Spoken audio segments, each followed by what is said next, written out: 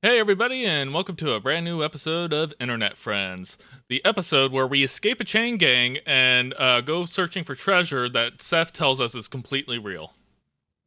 We don't have enough chain gangs anymore. I was thinking about that watching the movie. I never see them anymore. Well, we.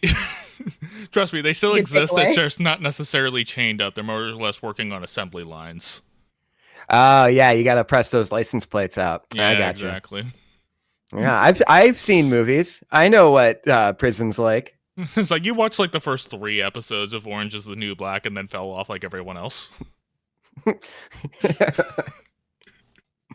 actually watched a couple seasons. I did too.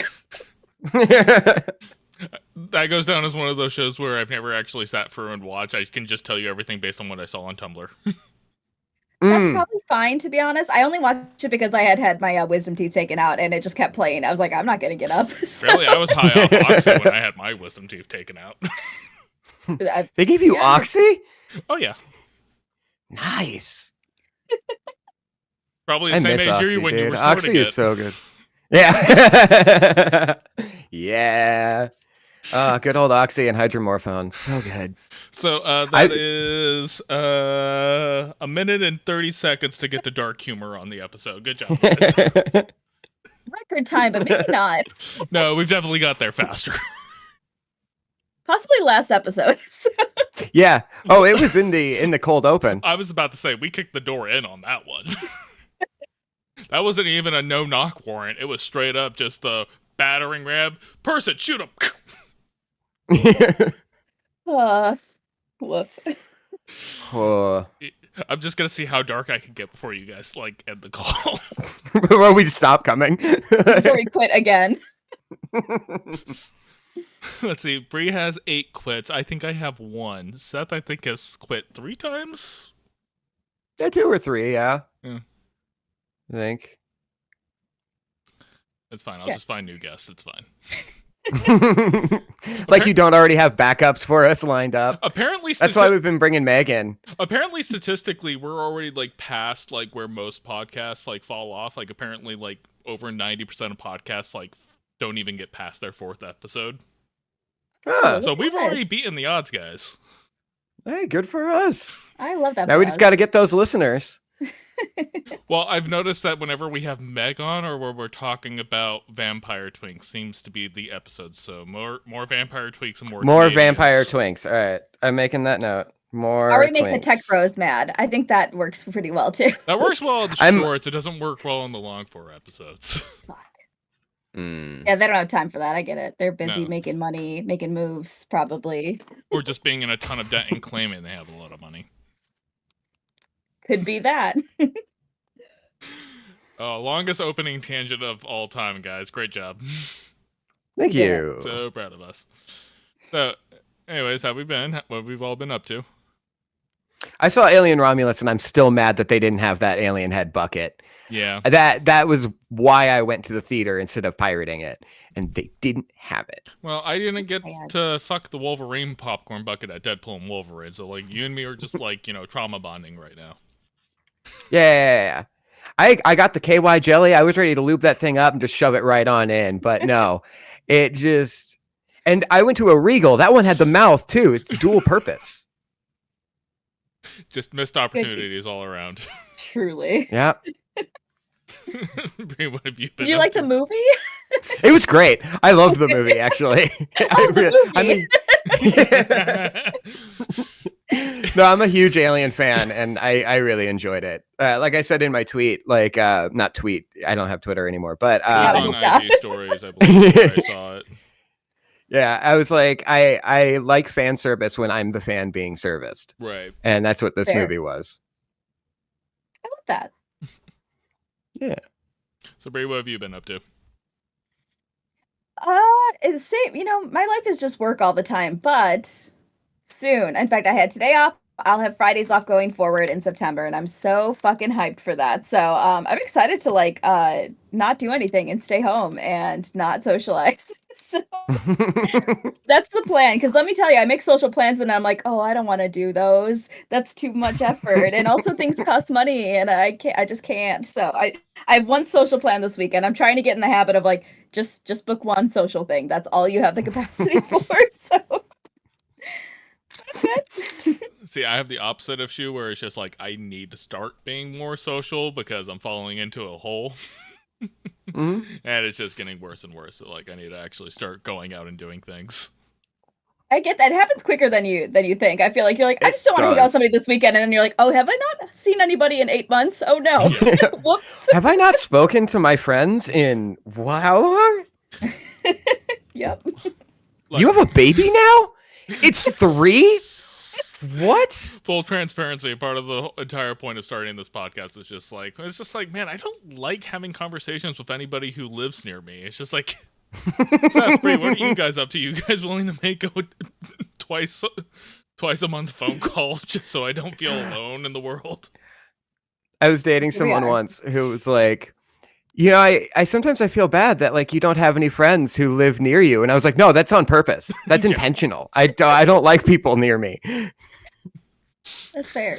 Yeah, no, I was just like, I don't have any work friends. All of my work friends from previous jobs are now too busy with their current jobs and like having kids and stuff to like have time, to which I'm just like, yeah, no, respect. And then of course, like moving all the way across the country from where I grew That will up. fuck up some friendships. Yeah, it and also makes it harder as an adult to make new ones. Making It's- friends is yeah. hard. That's all there is to it, to be honest. It So, is. especially in your 30s, like late 20s, it's difficult. And it's harder when you're an adult because now you become more solidified in like your worldview and the things that you enjoy and stuff. And so like you're just like, oh hey, you seem pretty cool, and then they'll say something and you're just like, oh, never mind. Ah, you want to go axe throwing at a bar? Axe throwing seems like such a bad. I don't know if I told y'all I went on like a work outing and we did axe throwing, but there was no person there to assist with the axe throwing, so it was just axes and like they're like, oh Brie, do you want to try some? I'm like, fucking no, are you serious? Like, I feel like absolutely if not. you offer axe throwing at a bar, there needs to be somebody with a breathalyzer who's just like, if you're above like the legal limit of alcohol, you're not allowed to throw an axe. Yeah, Mm. that's horrifying. Well, they're basically just big darts, and we've been doing that forever. Yeah, but like it's different than like pulling a dart out of your arm versus like if you accidentally just like lodged an axe in somebody's head. You know what I'm saying? I don't know. Cartoons have told me different. True.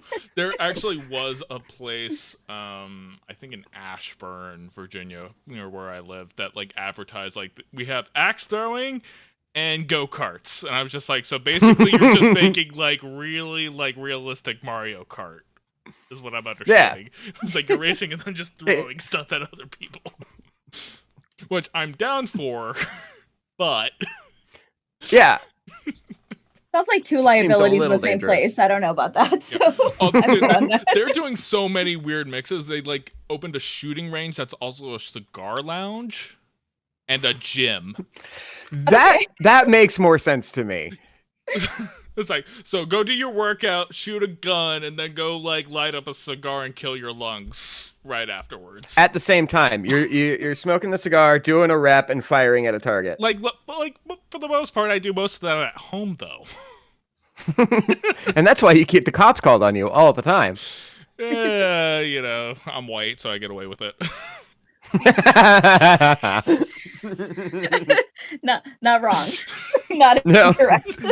Very, very factual statement. Exactly. Oh man. Off to a Coming roaring. in hot this episode. Yeah, except Yeah. Best first 10 minutes of the show of all time. no question.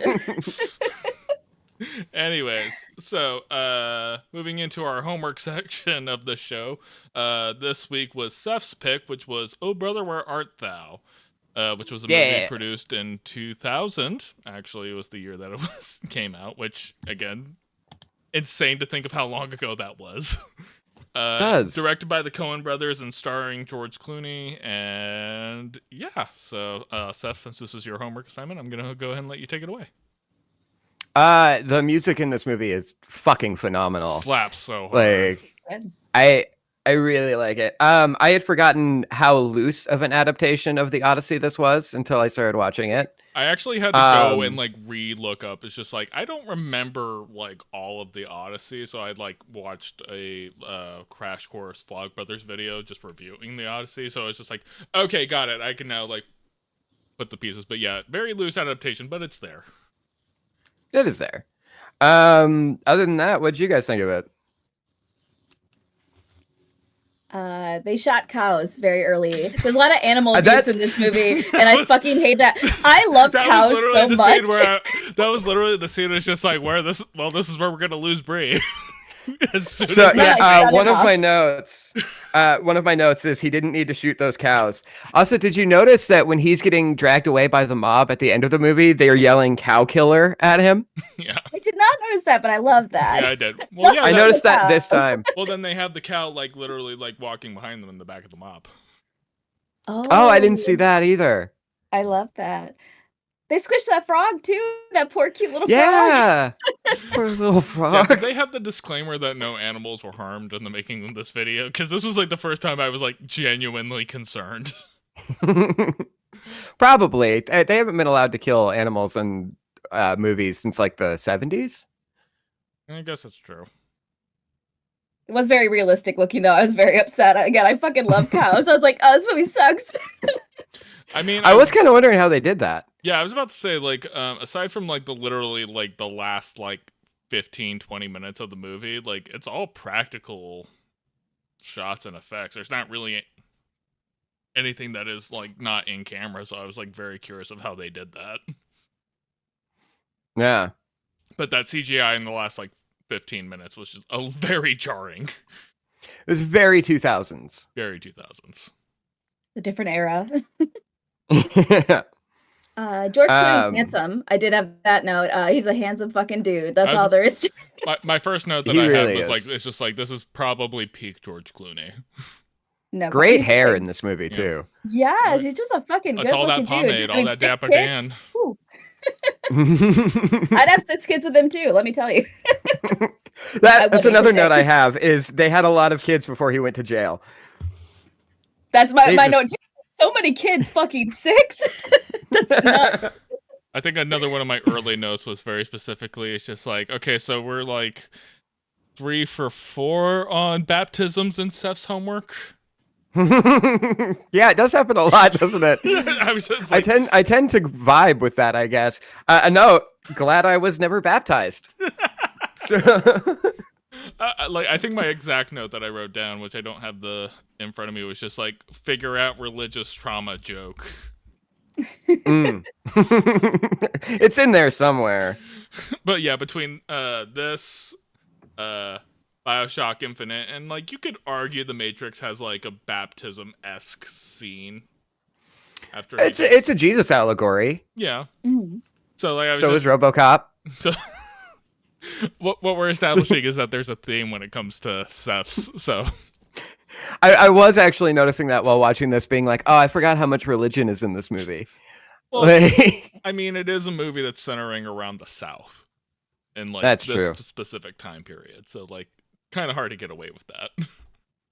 Yeah. Anyone else got notes before we get moving in further? I did want to mention, as just a small like side note, so like the KKK scene, I was a little bummed because the leader has such a nice singing voice, and I was like, I hate that I'm enjoying this. I feel very mixed about Right. this. And that song is also the same. I was like, I recognize this song. Yeah, Where do I I had recognize that. it from? It's the theme song of Until Dawn.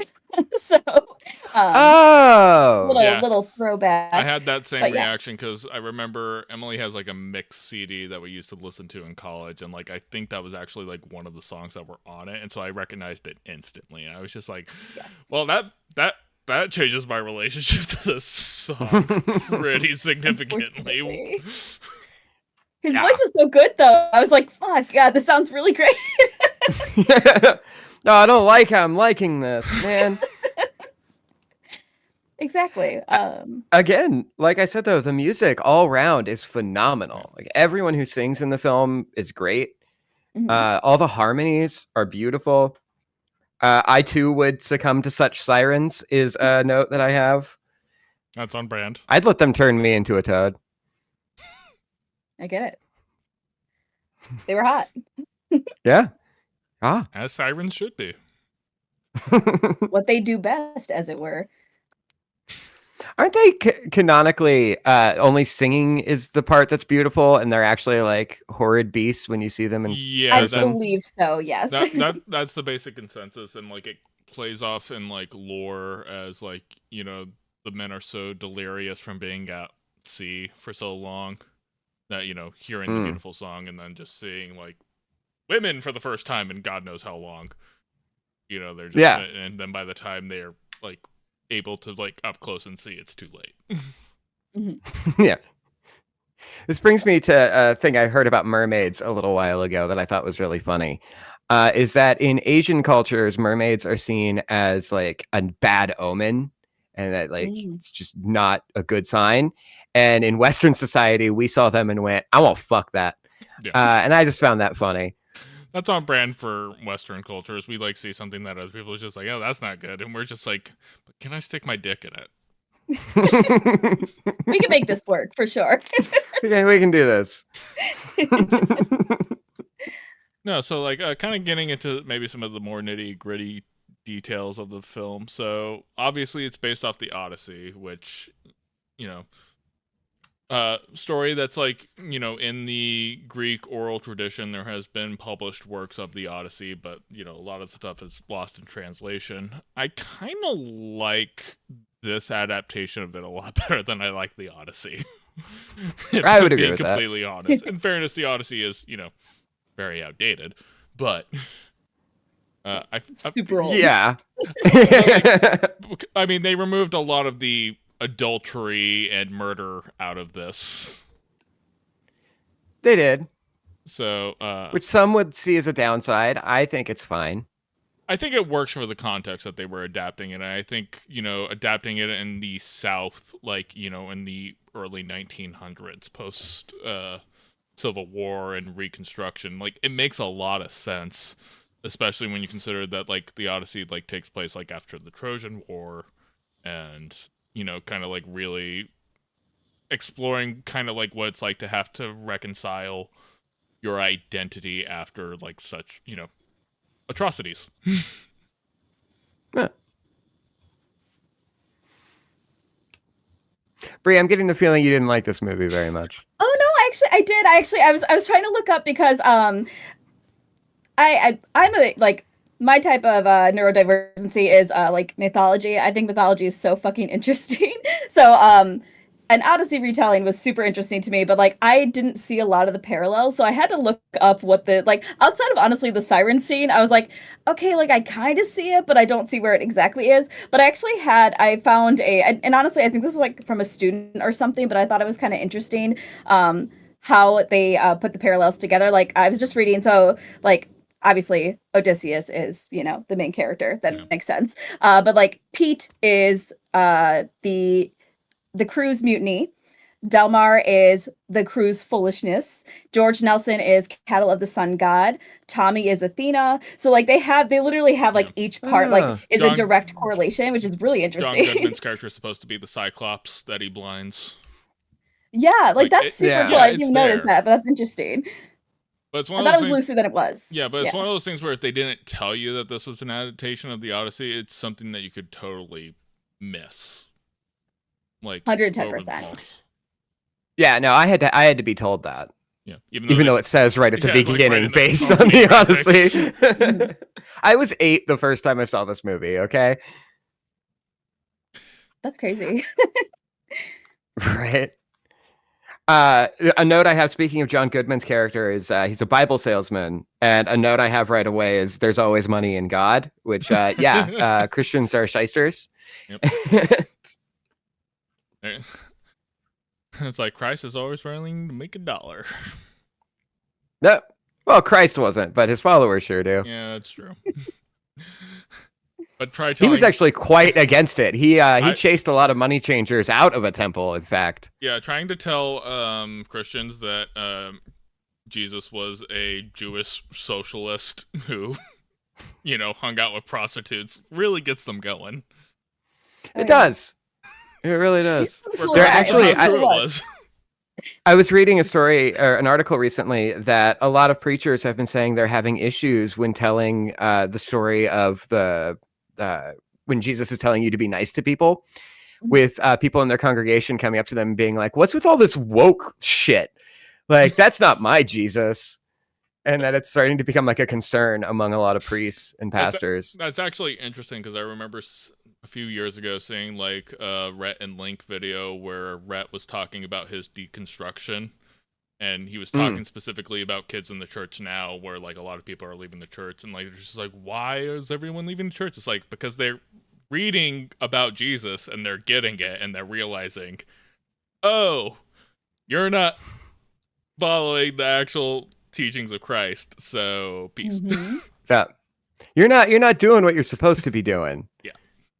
Correct. Service. Like service is what that's all about. So, by the way. Hey, we got a closet full of canned food that homeless people can come in and get on Thursday afternoons at 1:00. Other than that, they're not allowed in the building.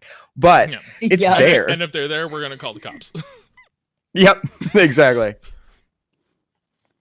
Tax churches is what I'm saying. So that's the thesis. Yes. Yes. Especially the church I went to to be involved in growing my up. Holy politics, you shit. got to pay the taxes. Yeah. That's my opinion. Yep. Yeah. Man. Anyways, speaking of kind of like watching this at a younger age, I remember my parents getting this movie on Blu-ray like way back in the day when it came out on Blu-ray. And I didn't watch it all the way through because I was just, I think, too young for it to hold my attention at the time. Yeah. And a lot of that has to go to the Coen brothers and how they do pacing, which I think the biggest barrier to entry with this movie is like, how do you feel about how Coen brothers do pacing? That's it. I love Coen Brothers. Like, believe it or not, I grew up on Fargo, because it's one of my parents' favorite movies. On brand. Thank you. And so I've always been a fan of Coen Brothers, and I didn't notice the pacing, but they do have a different pacing than most directors. Yeah. I think for somebody younger, it's a little bit harder. It's very slow, and like the themes. It's long too. Yeah. And the themes get a little bit lost on you sometimes. Well, the thing is, it's only an hour and 40 minutes, which now, by today's standards, is considered a shorter movie. But it feels longer because of how they pace things out.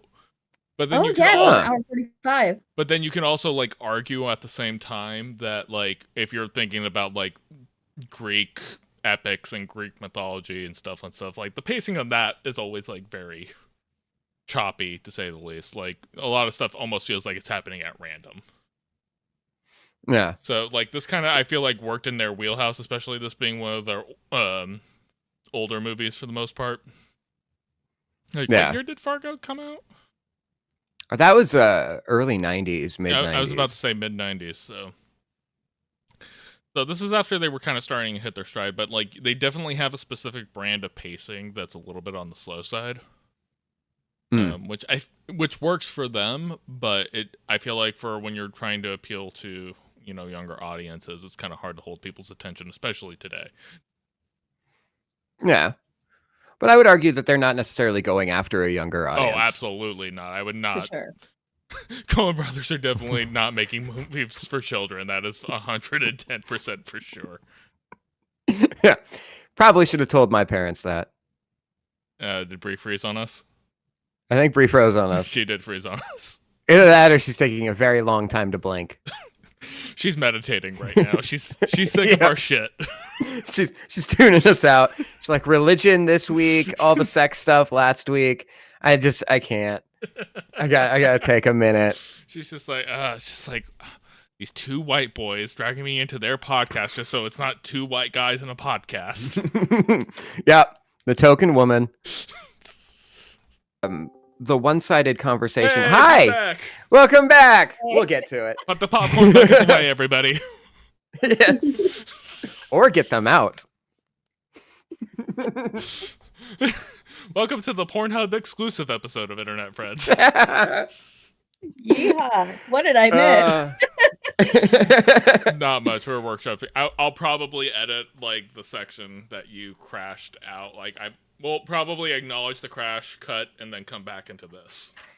That's perfect. Cause yeah, that was super fucking scary, by the way, because it just like everything froze, and then it was like an analog horror sound just like screaming through my headphones. I was like, what is fucking happening? Yeah, no, You on got our Five end, Nights at basically, Freddy's? you were just blinking, and so it looked like you were meditating. Like, basically, you looked basically sick of our shit. For like a You looked solid, very like, serene. Okay, thank goodness. Let's just say that's what happened. I just was on another plane of existence for a moment, but I'm back now, and I hate it here. It's like she was possessed by the spirit. She was happy for 3 whole seconds. For a brief moment. And here we are. Now we have to remember where we were at. Shit. Yes, movie. We were talking, I think, specifically about comparing to the Odyssey and like some of the stuff. I think we were talking about Joe Goodman's character. And Yes. Yeah, and him being a Bible salesman.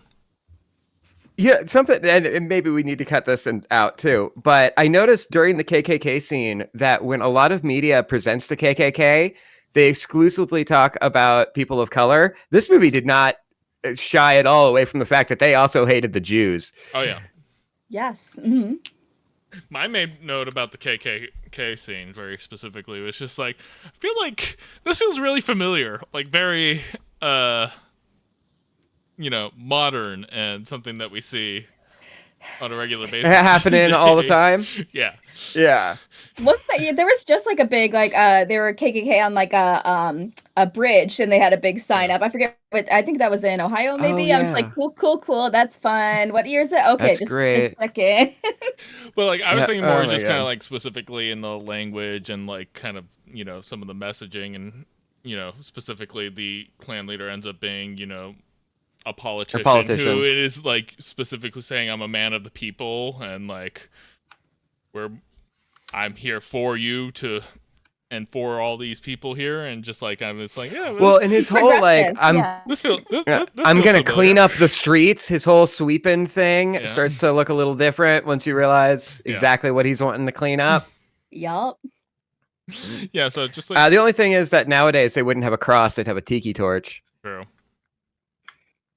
But yeah, no, like I just thought it was funny especially because like, oh hey, this is something that is set like over a century ago and also was made a quarter of a century ago, and we're still dealing with this shit. Still here. Oh, fun. Yeah. That's why I have my whiskey on me. Delmer is a saint, by the way. Oh god, no, probably my favorite character. So good. We done been saved. Yep.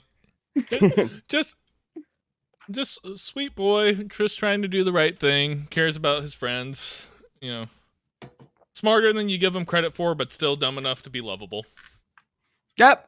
He really thought his friend was turned into a frog, and he really wanted to keep that frog safe. And I'm like, that's very sweet. Look, given the context they were in, like I don't blame him for thinking that. For sure. Yeah. Like, given, like, and I have this note on our topic doc, is like, there's like a level of magical realism to this movie that is like, it never quite goes like full on magical realism, but implies it in a lot of stuff. Mm-hmm.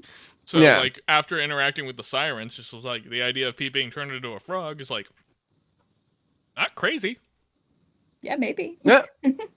Well, and Tommy even says when he's describing the devil that he spoke to at the crossroads, it's basically a description of the sheriff that's coming after them. Yeah, that's true. Mm. And you'll notice that when John Turturro's character is about to be hung, he starts praying, and the sheriff's like, okay, wait.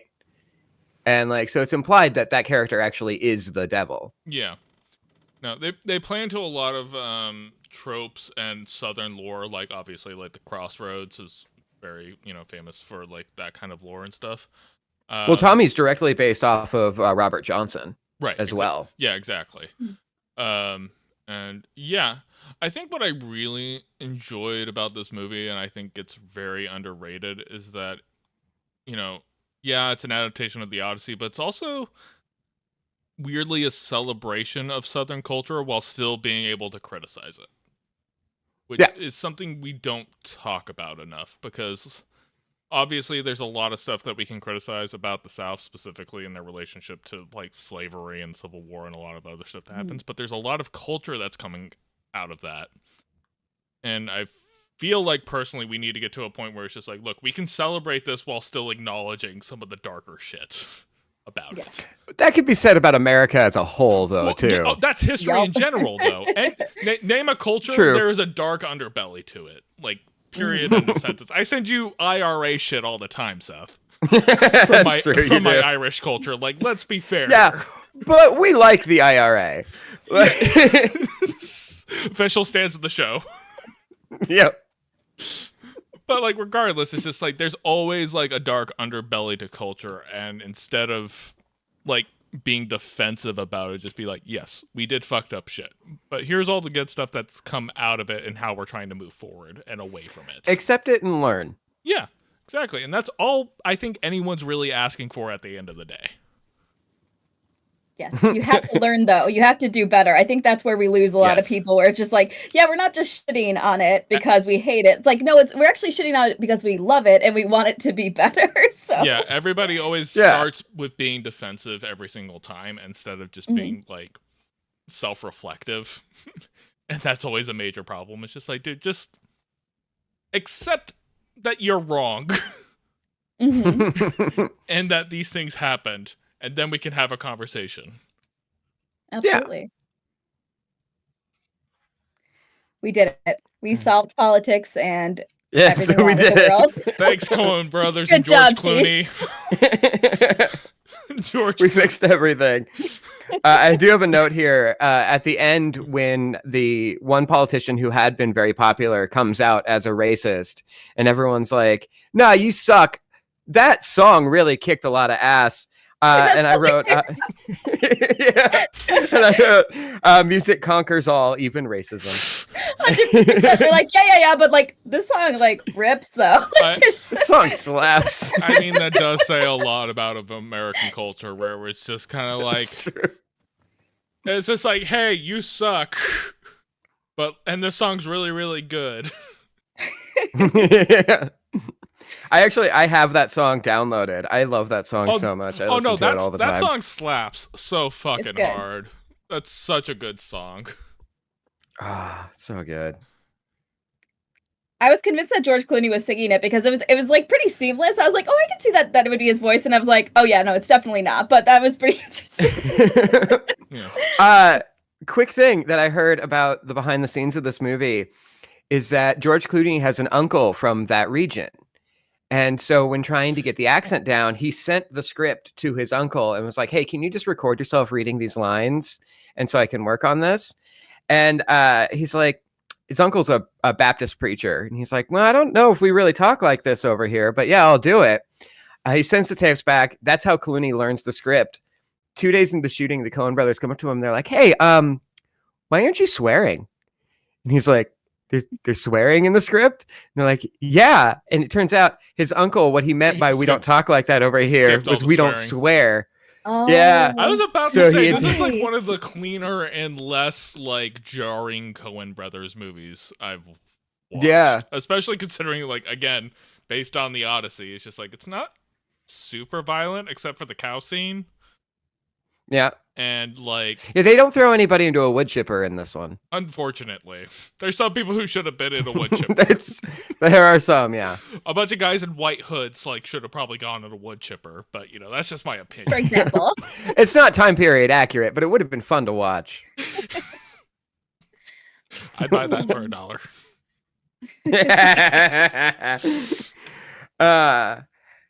But they do write some good lines. Like they do write some quotable things. You know, we thought you was a toad. Such a great line. That whole scene in the movie theater is phenomenal. Cute.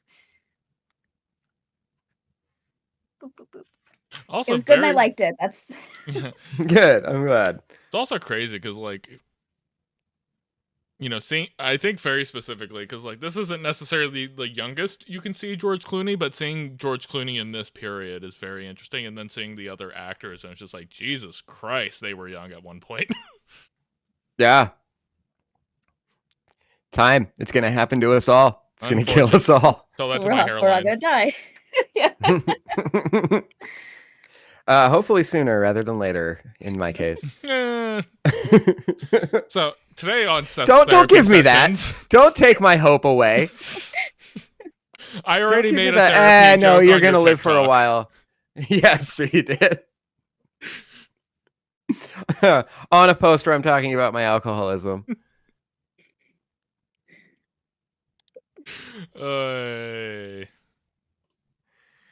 Fun times. Anyways, any Yeah. final thoughts on Oh Brother, Where Art Thou? Just looking over my notes. So politicians have always been opportunists is a note that I have. Yeah, that's true. Accurate. Tell me something good about it. I fucking love a Tommy gun. That is the silliest looking gun. Yeah. It's a great note. I love that. Aside from being, highly illegal now, it's just like they were very impractical to use today. Why is a Tommy gun illegal, but an AK totally fine to have? As long Oh, as let's get into that. as the firearm owner of the world, as long as the AK is not fully automatic, it's technically legal. But we'll sell you an accessory at a gun show that'll make it fully automatic. Yeah. There we go. You can 3D print it off. I will say publicly, every time I've ever gone to a gun show, I have always said, you know what? I'm okay if most of you people were not allowed to buy guns here today. Fair. Probably accurate. Yeah. Oh, I used to work down the street from the convention center here locally, and that was always a scary week. I can't imagine.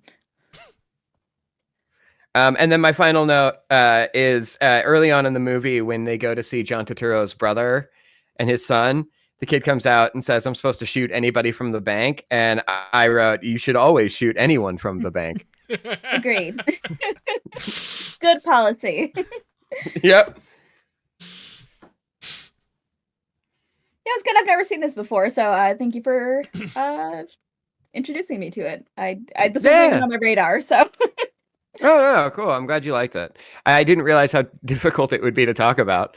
I don't think it's difficult. I just think it's there's so many layers to it more than anything else. Like there's so many different directions that you can go with it. It also depends on what kind of headspace you're watching it in. True. High as balls. I was a little high when I watched it, yes. I was technically working, so. I actually did have to watch this in 2 sittings because at a certain point I'm like, I can't pay attention anymore. I gotta stop. I thought it was longer when we were talking about it earlier. I really thought this movie was like 2.5 hours. Nope. It does feel like that. Yeah, again, that goes back to Coen Brothers pacing. They can make a hour-and-a-half movie seem like it's 2.5. Don't know how they do it, but they do it. Yeah, that's wild. All right. But good, yeah. Well, speaking of our thoughts on movies and television, Seth had pitched this idea talking about internet reviews and how maybe they're possibly ruining movies and television. So, Seth, go ahead and give us a little bit of your thoughts on this. All right, so this is a trend I've noticed this year specifically. Now, it's the internet. We all know that a middle-of-the-road take, it's not going to get views. No one's going to give a shit. And hate always gets more attention than love. But because of how the algorithm works, I've noticed that recently it has shifted from thing comes out, you see a couple tweets about it, you talk about it in your real life, and then that's it, to for 2-3 solid weeks, the For You page is sending you review after comment after audio clip. And 2 separate ways this has happened to me this year is one with Dune Part 2, where I thought the movie was fine. Dune just isn't for me. Right. But then after 3 weeks of every video on my For You page being how wonderful that movie was, I now hate that movie. I'm sick of hearing about it. I'm sick of talking about it. And the reverse of that happened with House of Dragon Season 2, where I really enjoyed House of Dragon Season 2. A lot of people didn't. And after a week of my For You page being everyone telling me I'm wrong, now I'm annoyed with other people. And I feel the need to overcompensate for no, you all are wrong. You are stupid. I think this is more or less the same reaction I had The Last Jedi, where it's just like, I thought that was great, and then everybody's shitting on it. I'm just like, you know what? Fuck all you guys. Yeah. But I think part of what's going on now is that since we are all content creators, because the simple act of posting to social media and the fact that it's like this one-way conversation, it doesn't just end, like I said, when you have that conversation with your friends and then you all move on. Yeah. It's being forced to you to where you're like, well, no, I got to join this conversation now and I got to give my 2 cents, mixed with any amount of criticism means the movie is shit. Yeah. Well, one of the things I kind of thought about this, and this is because literally this week I was writing an entire script around basically how the hell digital algorithms work. And basically algorithms in general reject nuance. They are literally a binary yes or no, true, false, like, process. So it's like, is yes true? Do this. Is no true? Do that. Like, that's how they work. And so therefore algorithms hate nuance. They hate any middle of the road kind of, I don't know how I feel about this, let's have a conversation about it. It always leads down one of those two paths. And what we've kind of found with algorithms is that it basically works toward confirmation bias more often than not, where it's going to show you what it thinks you want to hear. Yeah. And that's kind of, and then it leads you down into an echo chamber or some kind of like weird pipeline. So that's where we get like the alt-right pipeline, where it's just like you started watching a Minecraft video and all of a sudden you're just talking about how, there's water and the poison in the water making frogs gay. Yeah. Like, it's just one of those things. And I think specifically kind of about that is like, yeah, like it kind of forces everybody to take a side on something. And if you went into it blind, and so like you use the example of House of Dragons, I use the example of Last Jedi. If you go into those things just like, I go in open mind, maybe I'm excited for it, maybe or not, you form an opinion, and then either something is going to confirm with your opinion or go against your opinion. Either way, it's getting a reaction from you. Yeah. And any conversation about it, like, just doesn't, like, kind of include that, like, nuance. It's just like, okay, what am I getting wrong here? Yeah. No, there is no nuance of, like, I really enjoyed the season. Yeah, it dragged a little in areas, but it was still really good. To, this season was so fucking slow. It was terrible. Yeah. Why'd it take 8 episodes to do that? Yeah. And, like, in fairness, talking about, what we're doing right here in the show that we do, part of the reason I have you guys on and doing homework is that you guys are introducing me to media that I wouldn't necessarily engage with. Like, Brie, you've recommended a lot of stuff that I wouldn't actively choose to watch, Like, Emily watched She-Ra. Just me? Cool. Yeah. No, like, that's awesome. well, like, you have a very specific, angle that you do. You've recommended things like She-Ra and Has-Been Hotel and, Nimona and other things throughout, and those aren't things that like I would have actively been like, oh yeah, I'm gonna go watch these things. They're not marketed to me. They're not things that are just like, hey Aaron, they're not for boys. It's like, hey, hi cis heterosexual white man, would you like to watch a show about the gays? But because of the show, like I watch them with a perspective of like, okay, this isn't necessarily for me, but I can at least come at it with an open mind. And most of the time I leave it, it's just like, oh yeah, no, that was really good. Even though it wasn't necessarily a show that I would have actively chosen to watch, it's like, I see why people like it. But then there's other people on the other side of the spectrum who will watch that and go like, this is woke garbage. And I'm just like, dude, if you don't like this shit, don't watch it. Yeah. Well, it's that clip you sent me a little while ago from that Drew Gooden video that was like, if you've made it to adulthood and you're still consuming content on a regular basis that you don't like, that's a skill issue. Yeah. It's a great point. Yeah. No, and like I appreciate like watching stuff that like is not made for me. That's why like I've enjoyed all the things that Bree's recommended, because it's just like, yeah, no, I wouldn't have watched this, but I enjoyed it. Yeah. It's been fun. Oh, good. I'm glad it hasn't been miserable for you. But I do agree. I feel like in general, even with shout out to Game Birds, but like being on Game Birds and like having to review things regularly, sometimes we've actually we're kind of worried because we've reviewed almost everything so positively so far, and I was like, oh, I feel like people are gonna fucking hate this or think that we're being dishonest. But like, I like even the games that I haven't particularly liked, I'm just like, I see the merit in this, and I'm like, I don't know why people don't I don't things don't have to be that extreme, especially like with nothing's that fucking serious. Like a movie Yeah. is not that serious. An indie game is not that fucking serious. So it's just like you could still, and especially with the perspective of like, hey, this thing isn't for me, but I really like these things and I could see why this would be perfect for a different person. Like you can have that opinion without being like just spewing vitriol everywhere. Yeah. Like it doesn't have to be so negative or so super upbeat. Like I would love to see more nuance just in the review space in general. My algorithm is thankfully not like that, so I'm sorry you have to deal with that, Seth. Yeah, No, I just Yeah, I built this algorithm. It's my fault. yeah. There's two kind of things that kind of go along with that, Brie. Is like one, like you said, like when you're being kind of overly positive about everything, it makes you. We've been conditioned to think that everybody's always so happy about things. It means they're a shill. Or like, and or like you get accused of like, for me, like it's just like, hey, quit being homophobic. It's like, yeah, stop white knighting. I'm just like, all right, fine, fuck you. Just like, like we get conditioned to where it's just like, okay, you either hate a thing or you shut the fuck up about it. Like you don't really get the option, because as soon as you start being positive about things, people like are interested, like instantly distrustful of you. And like we also see this kind of in news media, right? Because like, I come from a journalism background.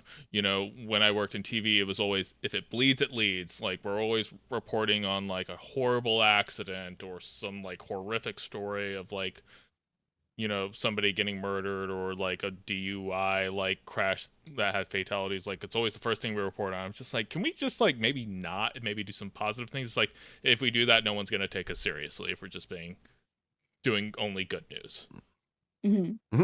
It's I'm just kind of like, hey, Krasinski made a career out of it for a minute. Yeah, and what happened to that? I don't know. I think he sold it off. Yeah, just eventually he turned it into a, like most things, he stole the idea and then sold it to somebody else. Yeah, typical white man behavior. Mm-hmm. But no, like it is one of those things where it's just like we're so conditioned to be mistrustful to positivity, and it kind of sucks because it makes it hard to just enjoy things.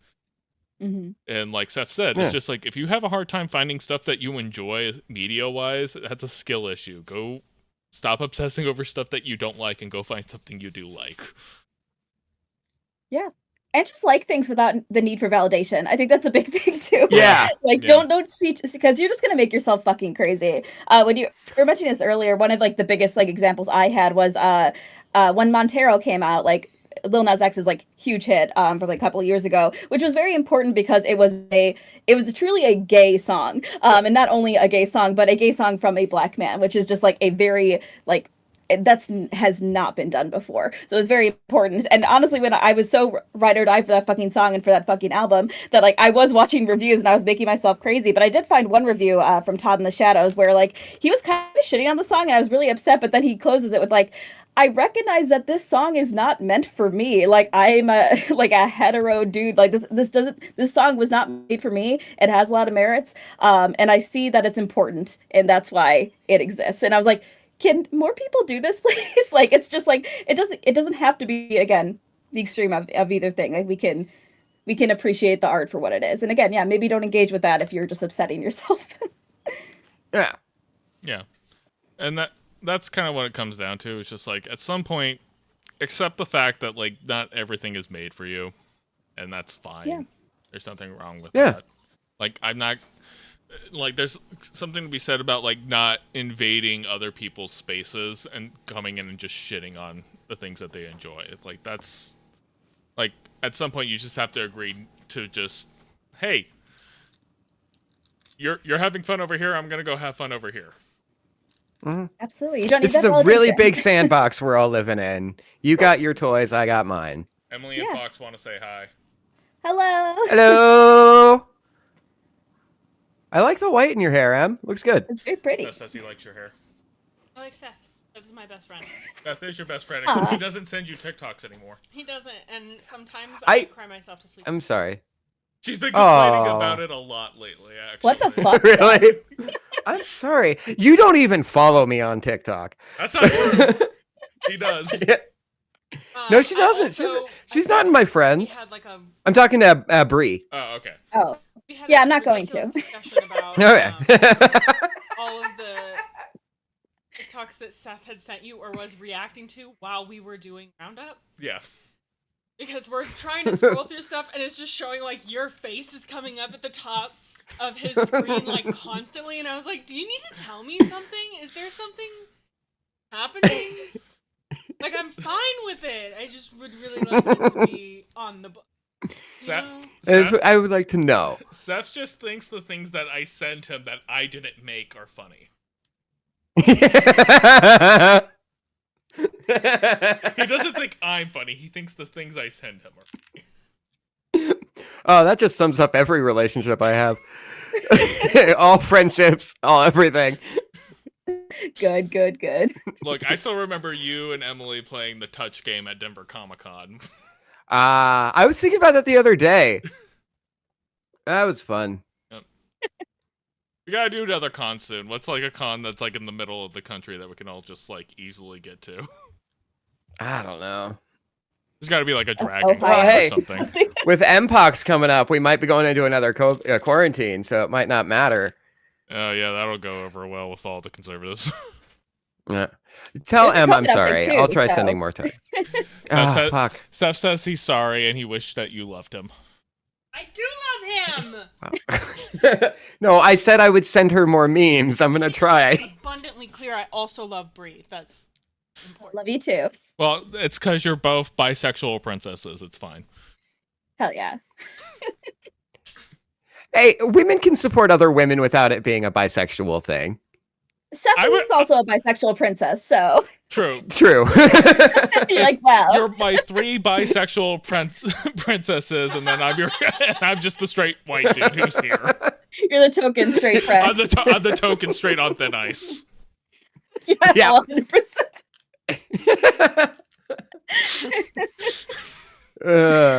But Oh, in fairness, good, like good. I'm the straight who will like look at like certain men and be like, I get it.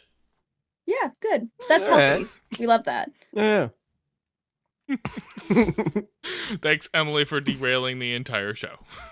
It's okay. It's a nice little break. We love that. Yeah. Anyway, so who's ready to get murdered by Disney? Oh.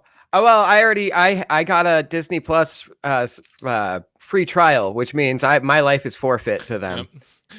There's a sniper right outside right now, just waiting. I legitimately, though, I am fascinated by Disney as a corporation. I don't really care about anything else. I just love how evil they are, yet they front as this family-friendly thing. And the parks are okay. And they toe It's that interesting, and yeah. they toe that line so well. They really do. And Yeah. people love them. Like- People eat it up. They don't care, honestly. Like, they are so blatant about how fucking evil. Like, this, I was mentioning this in the pre-show, but like, this story is fucking wild to me. But at the same time, I was like, no, this makes complete fucking sense. Of course they would do that. And they only backpedaled when a couple people got mad about it. So, like, they were Yeah. going to go forward with this. Like, they didn't fucking care. So, They but I did mean, we have not. Yeah. Disney adults that, like, will shill for them, like, nonstop. So, Yeah. Well, I think it's like very indicative of like Disney's culture because basically, as far as I can tell, their legal team is basically just has the mandate of just like whatever comes through, make it go away. We don't Yeah. give a shit Mm. how you do it, just make sure it goes away. And so I guess they basically didn't have a very good response to it, and so the first thing that they latched onto is just like, well, they signed up for Disney Plus.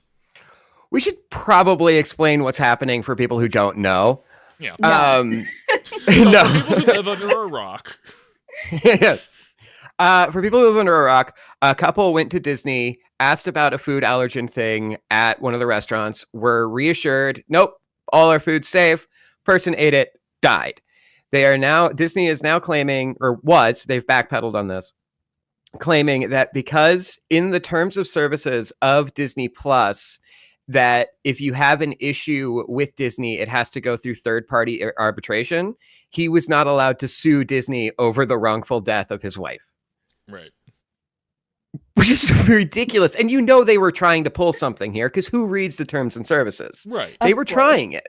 Right, and like that, and that's the kind of basic thing where it's just like and like I even have as a note on our thing, it's like, at what point do we acknowledge that the term of service means nothing at this point?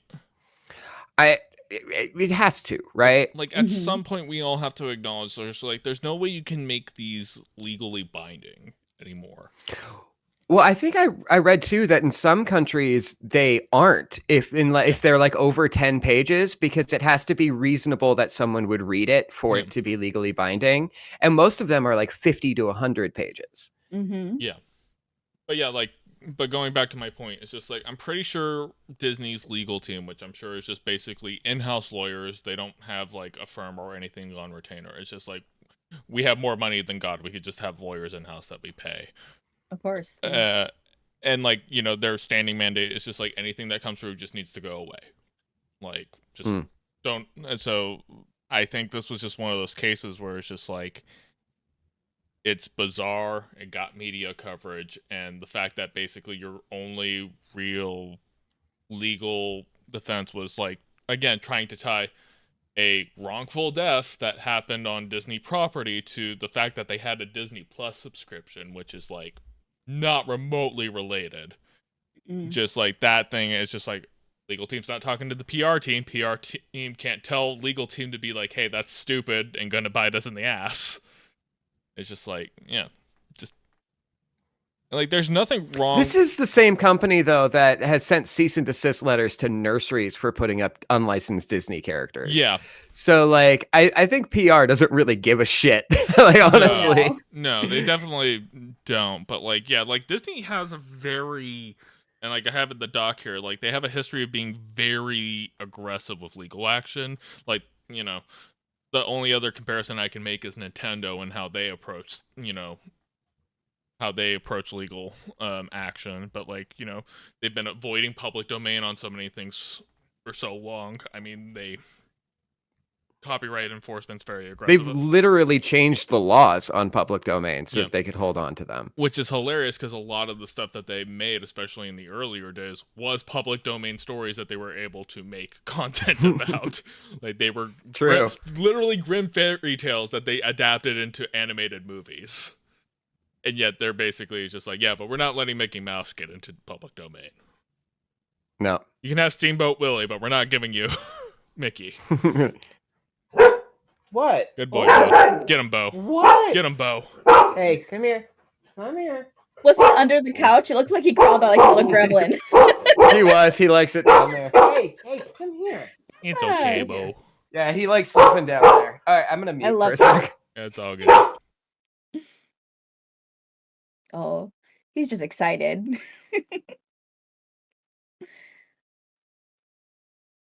Oh, but scratchies. Now this is just dog commentary. So, Exactly. wow, what a good dog. This is such an off the rails show.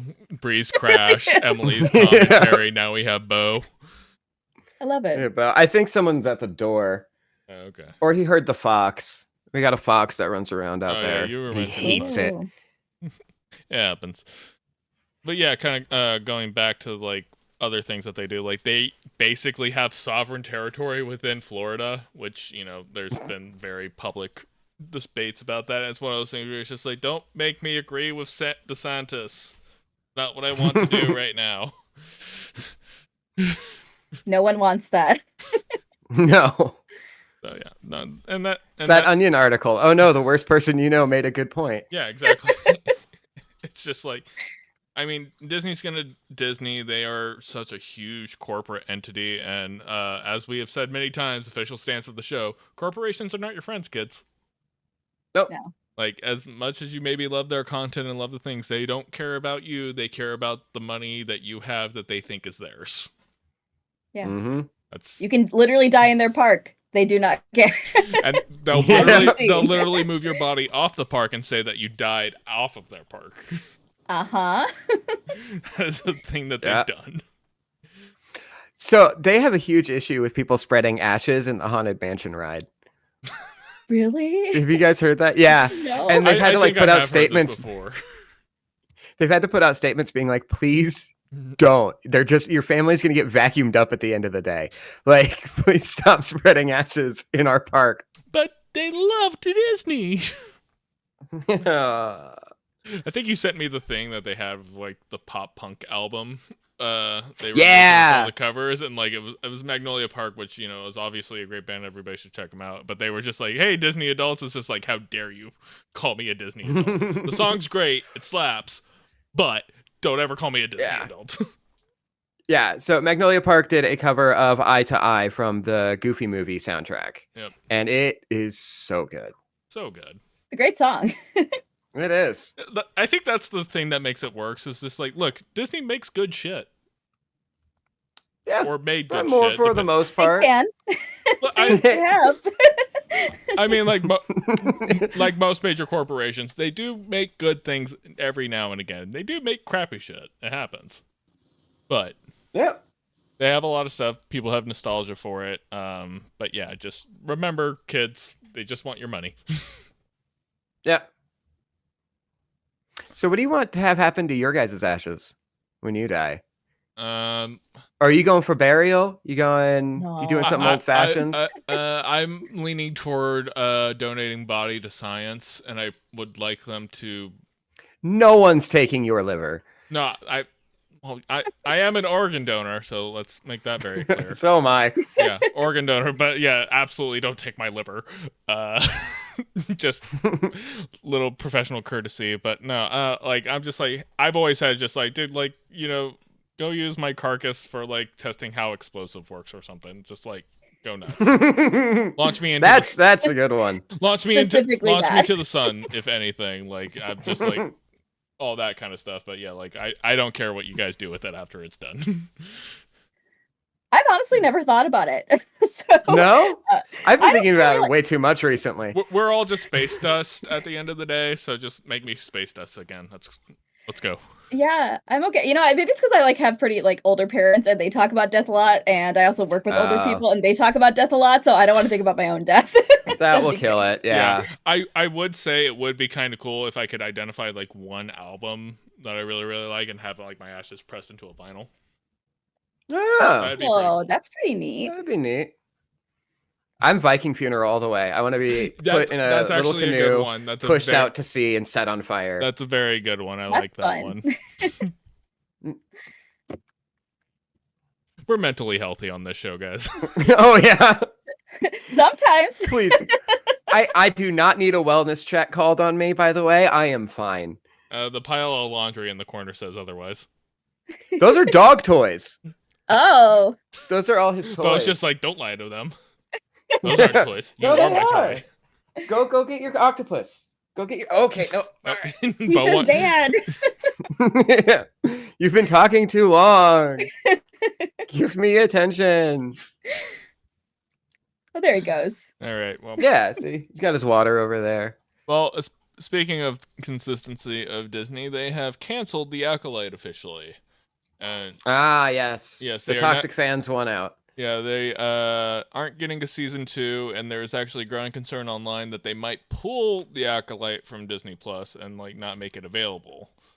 Apparently, they also did this with Willow show from back in the day. Oh, right, they did do that. Yeah, and they've also been back in the day, a year ago. Yeah, a year ago. But they also have been pulling Acolyte merch from certain online storefronts, so there's kind of growing concern about that. And allegedly, though, because I think that article says that like it might have just been cycled out also because there wasn't a lot of that merch. Yeah. So I mean, again, we're not gonna pretend that like Disney's going to do anything good or bad here, but there's always that potential. But I think it kind of raises a point that I kind of read online. It's just like, is the direct to streaming model even working at this point? Because especially on the Disney side, these are such large budget productions that they have to do, and there's almost no way for them to make that budget back based on how like streaming currently works, because they don't have a solid ad revenue. You're not getting ticket sales from going to see anything in theaters, and so it's just like one of those things where it's just like, why even put all this money into shows that you don't even know are going to work? And Star Wars at this point, like as far as I'm concerned, it's just like, maybe you need to stick Star Wars in the vault for a little while. Please leave it alone for a while. Good fucking God. They've been hitting it way too hard. This news that she was not aware of, apparently. Oh no. I guess we're watching the Alkalite this weekend before they take it off of Disney now. Which means I Have now either have of to you catch watched up on. it? I haven't watched it. not. I mean, I need to catch up on Andor. I think I only got to see episode 6 on Andor, so I still have to finish that.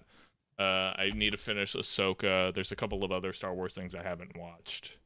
Like, again, I've been on Star Wars burnout for so long, and like, I either need to get back on the horse or just accept the fact that maybe I'm not a Star Wars fan anymore. That's where I'm at. I think I was like, oh yeah, maybe I don't like this actually. Maybe I hate this. Is this Huh. has this been bad the whole It's not time? even. Again, going back to like our conversation about reviews, it's not even that say that I hate it. I'm just like, maybe I'm just not into this anymore. Yeah. It's just not. Yeah. Maybe it's just no longer my thing. Because like it sucks. Because somebody who's like always like identified as a Star Wars fan, I have like the lightsaber. I have a model Boba Fett over here that I built and like all this other kinds of stuff. Like I love Star Wars, but just recent Star Wars media hasn't been fun for me. Sorry, I have to interject one thing as your spouse. We're married. We have a dog. We know. I've never seen Aaron as happy as he was when the trailer came out for The Force Awakens.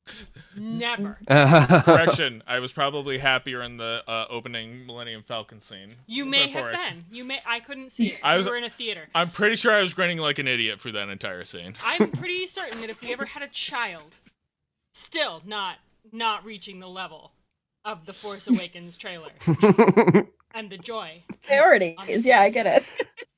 It's been I went it's to- been 11 years, just so you know. I know. What?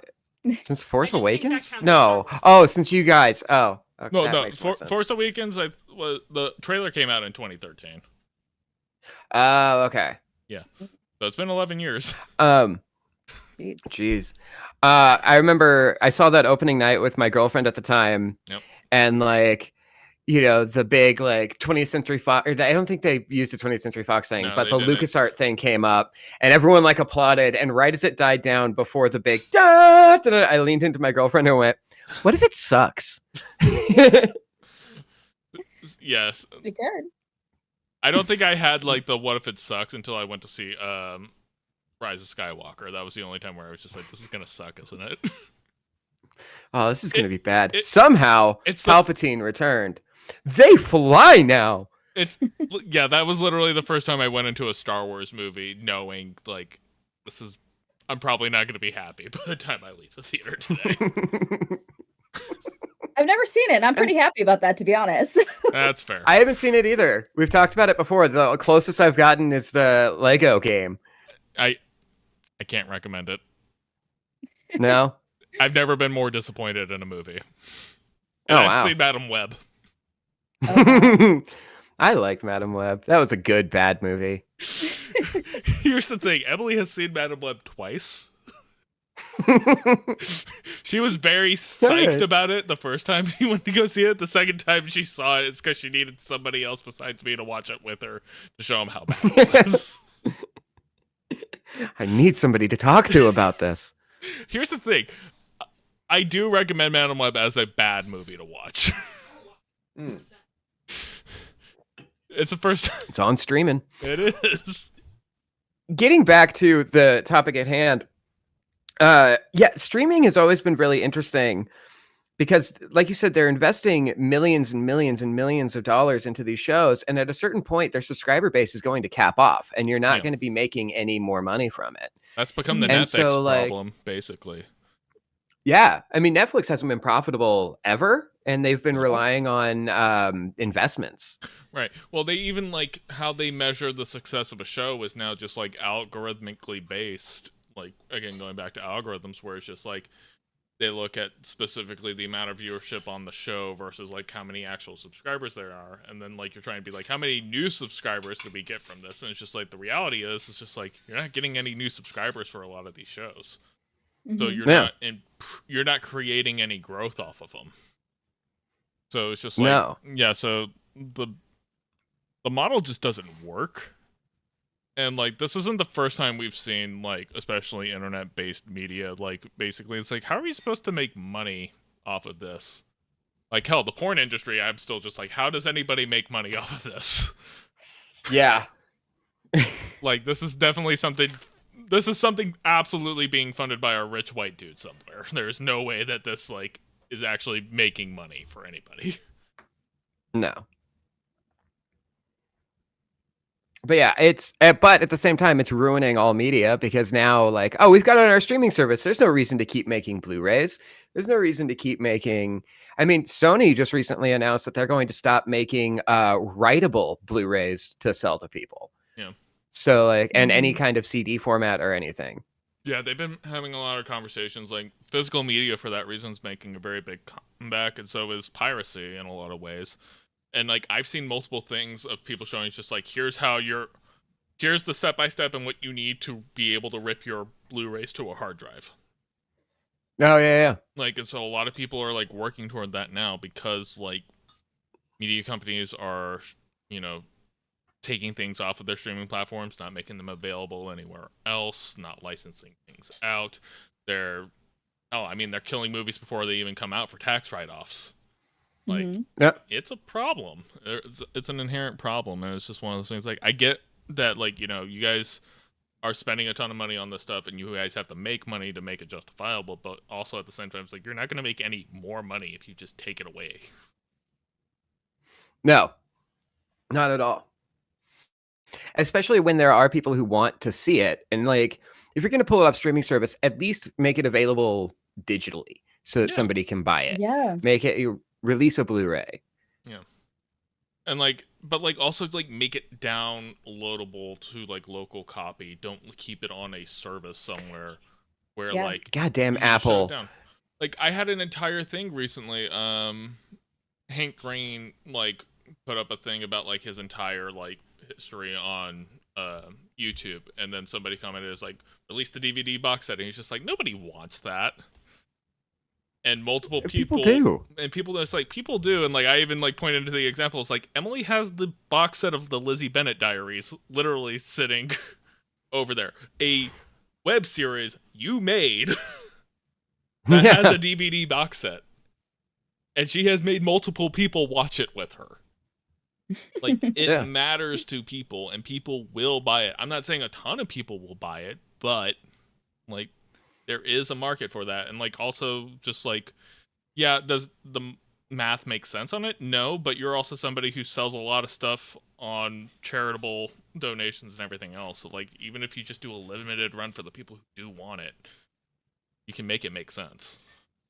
That's a great model, actually. I think that would be very smart, because I'm like, and maybe I'm in the minority on this, but I was like, I really don't want to go back to like owning DVDs and shit. Like especially with like apartment prices these days, like, I can only afford a studio. It's not gonna like, I'm not gonna have 800 fucking DVDs in my apartment or whatever the fuck. So I'm just like, I think that's actually a limited time deal might be where they could get that money back, especially it's like, sorry, we're only going to have it for 48 hours. I've bought many a thing because it was limited time. So. But again, let me pay $5 for a local copy that sits on a hard drive. You can put whatever DRM, whatever thing that you need on it to make sure I can't just like ISO sell it off and whatnot. Yeah. That's fine, but at least let it live locally so I don't have to rely on you and your platform to keep it around, because reality is YouTube one day can go away, Amazon Prime can go away. Like these things are not permanent. Yeah. And like, even if you buy it on like the Apple Marketplace or whatever they're calling that store now, if they decide, hey, we don't want to carry this anymore and you didn't download it, goodbye. Like make it easier to still be accessible once these licenses are up. Yeah. Especially if you paid for it. That's fucking horseshit. Good God. Yeah. No, it's one of those things where it's just like, more and more of these companies are trying to go to a model where it's just like, you don't own anything. And it's just like, no, I paid money for it, which is why I'm never going to feel guilty about like, I remember owning this game in the 90s when I played it on N64, so I'm not going to feel bad about running it on an emulator. Sorry, Nintendo. Yeah. Just is what it is. But then you got to get the emulator to work, and it's just it's not hard. What a hassle. I have a Mac, dude. It's hard. Okay, well, yeah, that's Oh. your fault. Yeah, that's on you. Yeah. I built my computer myself. I can get anything to work on this thing if I try hard enough. Mine's pre-built, but whatever. No shame, except for Seth, as a Mac. Yeah. Yes, all the shame. I just like things to be easy, unless they're made by a company that's not Apple. Fair. Yes, because Apple I is have an known for iPhone, being I understand. easy. Yeah. It is. Yeah, Logic works so super smoothly, super smoothly. And, yeah, iMovie's great. I'm in the like camp of just kind of like I've spent so long basically not using Apple products that trying to use Apple products now it's just like none of this makes sense to me. I'm surprised with the phones because they're basically just Android now. Yeah. Well, even that, I remember getting a Apple phone when I was working at Discovery as like my work phone, and I was just like, I got the iPhone just because it's like, well, I have an Android personal phone, I'll get an Apple, product for my work phone, and then that way I can have all the work things on both platforms because I had to, test apps and product stuff on them. And I was just like, I have no idea where the fuck anything's supposed to be on this thing. Interesting. The user That's how I feel with any Android phone, to be honest with you. When my coworkers hand me, they're like, "Can you take a photo?" I was like, "How? How do I do But it?" yeah, but like the thing is, it's not a like Apple versus Android thing. It's a what are you used to thing. 100%, yeah. That's fair. So Yeah. like Android and Windows is intuitive to me because I use it all the time. So when I go to Mac OS, it's just like, I've had this conversation with Seth because like I've been trying to move off of Adobe softwares, and like I've been testing out a bunch of open source stuff that are alternatives, and they're all clunky as hell and horrible to work with. And I'm just like, I don't want to keep using Adobe stuff, but this stuff sucks. And there's open source softwares that are really, really great. I've been using a couple of things that work awesome, but then there's always just like one thing that just breaks or just doesn't work the way I want it to and makes it hard for it to use. Yeah. Well, and you're also used to that workflow. Yeah. Yeah.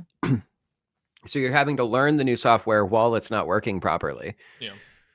And it's like one of those things where it's just like, and the reason that it doesn't work the way I want it to is because they can't have it basically be a carbon clone of this other software, even though it's like expressly trying to replace it. So it has to be different. They even have to use different language for different features, which makes it harder.